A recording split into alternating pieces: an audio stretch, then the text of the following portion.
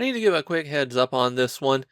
Maniac Pro Wrestling features a lot of high contrast flashing effects pretty much every time somebody does a move. There's just no way for me to edit around it. So if you're sensitive to those things, you'll want to give this episode a skip.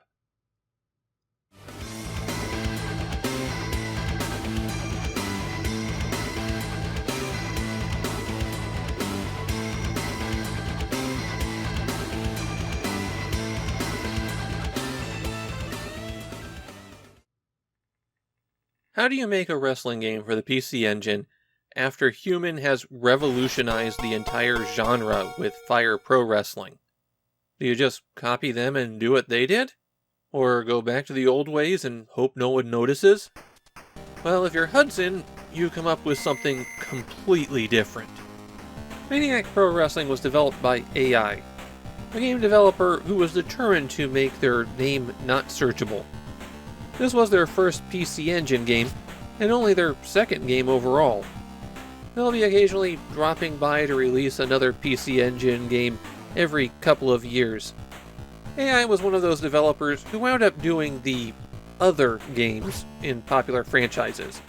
So things like the secondary Bomberman games, the minor Super Robot Tyson games, and the better than it had any right to be Game Boy version of Battle Arena Toshinden. Probably their best known game outside of Japan is Mario Party Advance, which kinda gives you an idea of what they worked on. Maniac Pro Wrestling is a lot closer to a wrestling RPG than it is to the action-based wrestling games. It's not quite all the way there, but it is a radically different approach to the genre. The first thing that's different? There's no multiplayer, and there's no roster of wrestlers to choose from. You give the main character a name when the game starts, and then you get into the story. Yeah, Maniac Pro Wrestling has a story, and it's a pretty long and complex one. There's a very long introduction, and every couple of matches, there's a big cutscene to advance the story. But to simplify things just for this video, the main character is an orphan who found out that wrestling is fake, but after meeting a retired wrestler, he's inspired to enter the ring himself and make pro wrestling real again.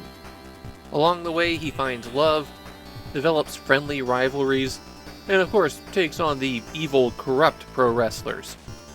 Before every match or training session, you've got this menu, where you can get the current status of your wrestler. You can see all of the moves that they know, as well as what level the moves are at, and you can also check out their stats. Though I think they just made up the units down there, since that active speed means you'd have to break out special relativity to figure out how fast this beginning wrestler moves. Having a punch that causes nuclear fusion to occur with the air is a cool ability, though a bit hazardous to the spectators. When you win a match, you get some training points, and so before you move on, you have to pick out your training routine, and you get a whole menu of options. Exercises can be broken down into 3 categories, ones that improve your strength, ones that improve your speed, and ones that improve your endurance. Or to put it another way, arms, legs, and body. And yes, leg strength matters a lot. Don't skip leg day. Each exercise requires a certain number of points, and of course the more you spend, the more effective it is. On top of that, once you pass certain levels of arm, body, leg, and speed, then you learn new wrestling moves. With training complete, it's time to get into the ring. Once the match starts, you can move freely around, but it doesn't really matter at all. And that's because this is a menu-driven wrestling game. When you're close to your opponent, press button 1 to bring up the menu of moves, and from top to bottom, these are kicks, submission holds, throws, punches, and then an option to close the menu. All of the moves also have the option to make them furious. In other words, do more damage while being less accurate. From the ring view, you've got 2 bars for each player and then a bunch of numbers below it. The bar with little tick marks in it is your stamina, and if that runs out, then you lose the match. The solid bar is your power meter, and it tells you how effective your moves will be.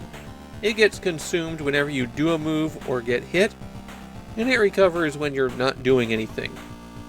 Early on, your moves barely consume any of that bar at all, so it's not much of a concern. But as you learn more powerful techniques, then you'll need to keep recovery in mind. Finally, the numbers show how effective you are in each of those stats at the moment. Those will go down and up over the match, so losing a bit of arm or leg strength isn't that big of a deal. Just switch to another attack for a little while. Kicks and punches are the safe moves. They don't do a lot, but they're almost guaranteed to connect, and they don't have much risk for you. Throws do a lot more damage, but they're easier to avoid, and there's a possibility of them being countered. The submission holds can also be countered, and once one starts, you have to mash button 1 as hard as you can in order to prevent your opponent from breaking out of it. There does seem to be some advantages handed off to the other player as they're in the submission hold, so mashing basically delays the inevitable. Unless their stamina is already very weakened, you're not going to be able to hold them there forever. When you're attacked with a throw or submission, you've got the choice to attempt a counter move or to try to break out of it. In my experience, the success rate for those was very low, but maybe that changes as you get more abilities. The way you level up your moves is by using them. As they level up, they'll become more likely to connect and do more damage. And on top of that, you keep any gains that you make during a match. So if you get defeated, you go back to the locker room and then come back out for a rematch, only you're a bit stronger. So it's very possible to force your way through the entire game just by throwing yourself at your opponents over and over again. The first couple matches are gimmies. It's very difficult for your opponent to hurt you, and it's pretty easy for you to hurt them. Starting with the third match, you'll have opponents with much greater speed, and that results in them getting a lot of moves against you. But it's okay. If you lose, just keep trying. You can save the progress to the Tendo Koei 2 memory bank, and there are passwords. There's a lot of opponents in this game, and a full playthrough when you know what you're doing will take about 6 hours, so you're definitely going to need to save your progress. While Maniac Pro Wrestling doesn't seem to be wildly popular in Japan, every comment that I could find on it was pretty positive, and a lot of them appreciated the bombastic announcer who follows every move. And I found Maniac Pro Wrestling to be kinda neat. The only thing it's really lacking in terms of an RPG is any kind of exploration. But it has a more complicated and interesting combat system than most RPGs at this point. You've got a ton of options for how you want to develop your character, and choosing whether to be a generalist or to focus in on one particular type of attacks is actually kind of a big decision. Maniac Pro Wrestling is a dramatically different take on wrestling as a video game genre, and it's one that I think works pretty well.